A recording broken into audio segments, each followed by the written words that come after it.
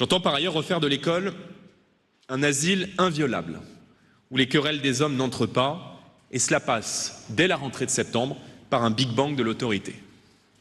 Dès la rentrée, les téléphones portables seront interdits dans les établissements scolaires, dont les lycées. Nos écoles, je le crois, doivent devenir des zones de sobriété numérique. Les écrans ne sont pas les principaux pourvoyeurs de la violence, bien sûr, mais on ne peut pas minimiser leur impact dans les difficultés de concentration ou les comportements mimétiques. Le vouvoiement des enseignants sera obligatoire et les expérimentations des ports de l'uniforme sera poursuivie. Je suis, à titre personnel, favorable à son instauration à l'école primaire, mais aussi au collège. Sophie Vénétité, est-ce que sur le papier, ces propositions vous séduisent? On aurait tendance à se dire que oui, vu qu'il y avait un sondage Elab récemment qui disait que 88% des Français pensaient que le recul de l'autorité, c'était un problème majeur et ils appelaient à davantage d'autorité à l'école. C'est pas une bonne chose, ça ? C'est pas vraiment une bonne chose. D'ailleurs, le sondage que vous mentionnez fait référence à l'opinion des Français. Quand on écoute ce que disent nos collègues, c'est-à-dire les professeurs, ceux qui sont directement concernés et directement en lien avec les élèves, on peut toutes et tous vous dire que le problème principal n'est pas une question d'autorité ou de vouvoiement. Il faut quand même rappeler qu'aujourd'hui, le principal problème de l'école, c'est qu'on n'a pas suffisamment de professeurs pour assurer des cours toute l'année. Aujourd'hui, on arrive au baccalauréat et au brevet. Il y a des élèves qui n'ont pas eu cours pendant des semaines ou des mois parce qu'on manque de remplaçants, parce qu'on ne recrute pas assez. On a les résultats des concours et on est en 2024, on n'arrive toujours pas à recruter suffisamment d'enseignants. On a les classes les plus chargées d'Europe et Jordan Bardella va nous parler de l'uniforme et du téléphone portable. Apparemment, il faut être un peu sérieux et traiter véritablement les problèmes de l'école et rappeler qu'en matière d'autorité, l'autorité ne se décrète pas en montrant ses muscles, l'autorité, elle se construit avec une relation de confiance avec les élèves. Oui, mais Sophie Vénétité, pourquoi chaque fois qu'il y a une agression d'enseignants dans le cadre scolaire, il demande plus de fermeté, plus de réponse? Je vois pas en quoi l'un est réductible de l'autre. Plus de fermeté, vos collègues le demandent. Plus de sécurité, ils le demandent. Plus de respect, ils le demandent. Le vouvoiement, pourquoi pas? Alors déjà, je peux vous dire que dans les collèges et les lycées, le vouvoiement est quand même très largement pratiqué par mes collègues et moi. Oui. Ensuite, en ce qui concerne la question de l'autorité, des sanctions, de la discipline, il y a une chose qui est claire. Un élève qui va insulter un professeur, un élève qui va frapper un professeur, bien évidemment qu'il doit être sanctionné, bien évidemment qu'il faut poser un cadre. Ça paraît une évidence parce que c'est aussi comme ça qu'on apprend à vivre en société, en posant un cadre et des règles. Mais il faut aussi qu'il y ait toute une dimension éducative dans cette perspective. Et ça manque quand même beaucoup dans ce que propose Jordan Bardella et dans ce qu'ont pu proposer d'autres. Et finalement, en parlant uniquement et en parlant beaucoup d'autorité, Jordan Bardella et le Rassemblement national passent à côté des principaux enjeux de l'école. Moi, j'ai pas entendu Jordan Bardella parler de la question aujourd'hui du remplacement des professeurs, de la question de comment est-ce qu'on fait mieux réussir tous les élèves alors qu'on a les classes les plus chargées. Est-ce que vous avez entendu Jordan Bardella parler de la lutte contre le harcèlement en milieu scolaire? Tout ça, ça montre bien quand même qu'on est sur une vision très orientée, très idéologique de l'école et en tout cas qui passe à côté des principaux problèmes que nous rencontrons au quotidien. Sophie Vénétité, qui a grâce à vos yeux? Je me rappelle que quand le Premier ministre Gabriel Attal, en mars dernier, disait qu'il fallait des groupes de niveau, notamment en français et en mathématiques, vous aviez dit qu'il était un peu hors sol, un peu déconnecté des réalités et que c'était un peu de la provocation. Qui a le meilleur programme en matière d'éducation, les meilleures propositions? Qui, selon vous? Écoutez, nous on a étudié les différents programmes par rapport aux urgences de l'école et avec notre position de syndicaliste, on voit que le programme qui correspond au mieux aux urgences de l'école, c'est le programme du nouveau Front populaire et de manière assez inédite dans l'histoire de notre syndicat, nous avons pris position en appelant à voter, en soutenant le programme du nouveau Front populaire. On le fait sans donner un chèque en blanc au nouveau Front populaire, en ayant conscience des impasses, enfin en tout cas des insuffisances de ce programme. Mais au regard de la gravité de la situation, de ce que pourrait donner le Rassemblement national pour l'école publique, pour ses élèves et pour ses personnels, il nous semble qu'on est à un point de bascule, à un point historique qui impose quelque part de prendre cette décision. Merci beaucoup Sophie Vénétité d'avoir été avec nous. Nul doute d'ailleurs que le Je voulais juste candidat... Oui, si vous me permettez juste un tout petit point. C'est quand même difficile d'imaginer qu'on puisse rétablir l'autorité à l'école auprès d'enfants, au même moment où on dit que les Français qui ont la double nationalité ne pourront pas avoir accès à certains postes stratégiques. C'est-à-dire que vous envoyez un message de défiance, un message d'infériorité à toute une partie de la population. Pas seulement à des gens comme Alain Delon, Stéphane Bern, Najat Vallaud-Belkacem, Daniel Cohn-Bendit, qui tous ont une double nationalité. Parce que on vous dit là qu'il y a deux sortes de Français.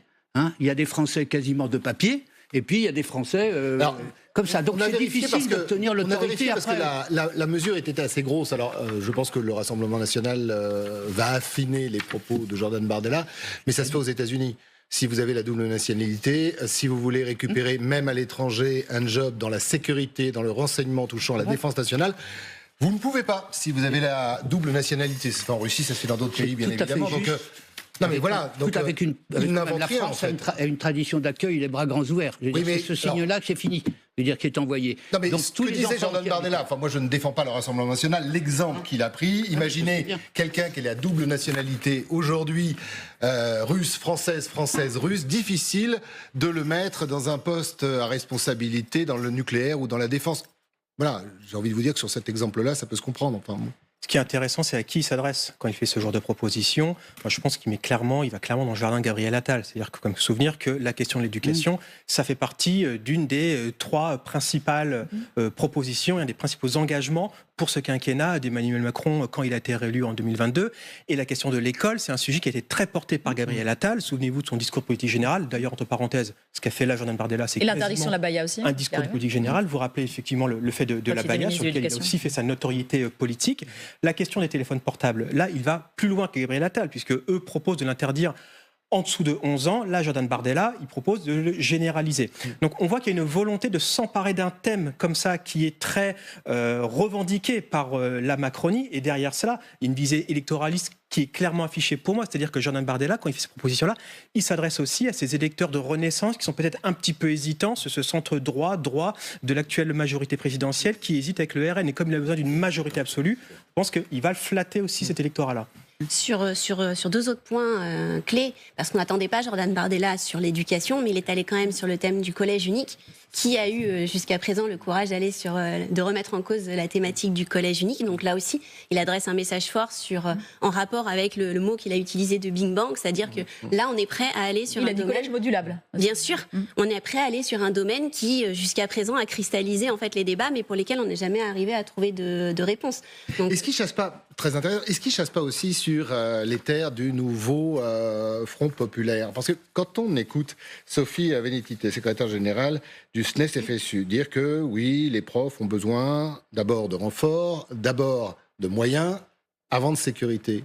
Or, quand vous interrogez les profs, ils ont peut-être avant tout, dans certains endroits en France, besoin de sécurité. Est-ce qu'il ne va pas chasser sur les terres de ces enseignants qui pourraient être tentés parce que la réalité de leur job aujourd'hui, c'est dur, difficile et dangereux? Il y a beaucoup d'enseignants déjà qui votent à droite aujourd'hui. Le mythe de l'enseignant de gauche, il a quand même beaucoup souffert. Ouais. C'est Sarkozy qui a débloqué l'électorat enseignant pour la première fois, qui a fait basculer une partie des enseignants à droite. Donc il essaie d'avoir les enseignants par ce côté-là, qui est son biais à lui. Après, la demande quand même principale des Français, c'est le pouvoir d'achat, c'est une forme d'égalité sociale et économique. Et là-dessus, il est quand même nettement plus flou dans son programme. C'est pas très clair. C'est bien qu'il aille sur l'éducation.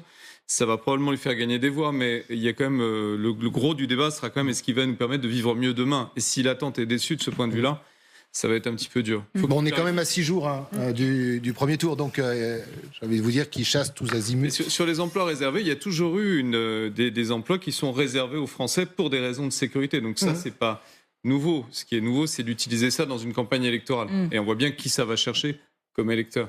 Alors qui ça va chercher? Parce que j'avoue, personnellement, je n'ai pas bien compris pourquoi prendre ce thème-là. C'est des mesures qui sont... Mais je suis peut-être très bête. Qui sont pas coûteuses. Ça coûte rien de stigmatiser une catégorie de Français, comme on vient de le dire. C'est gratuit. Et ça donne l'impression que le politique fait quelque chose. Donc c'est une bannière bon marché pour le RN de dire, attendez, d'accord, je ne quitterai pas le marché européen de l'électricité, mais en revanche... Vous allez voir, on va faire le ménage, entre guillemets, quoi. Mais c'est niche. Enfin, oui, mais c'est symbolique. Politiquement, on a beaucoup parlé d'espions, mais notamment depuis le début de la guerre en Ukraine. Mais bon. Alors que dans les faits, ce genre de cas ne se produisent quasiment jamais. Donc si vous travaillez dans la sécurité, dans la défense nationale, de toute façon, vous avez des habilitations. Vous passez par les fourches codines de commissions d'enquête. Donc il y a le fichage S aussi. Il y a tout un tas de dispositifs qui existent. C'est paradoxal que ce soit le RN qui propose ça, parce que c'est celui qui est le plus accusé par ses adversaires d'être infiltré par des services étrangers, en l'occurrence russes.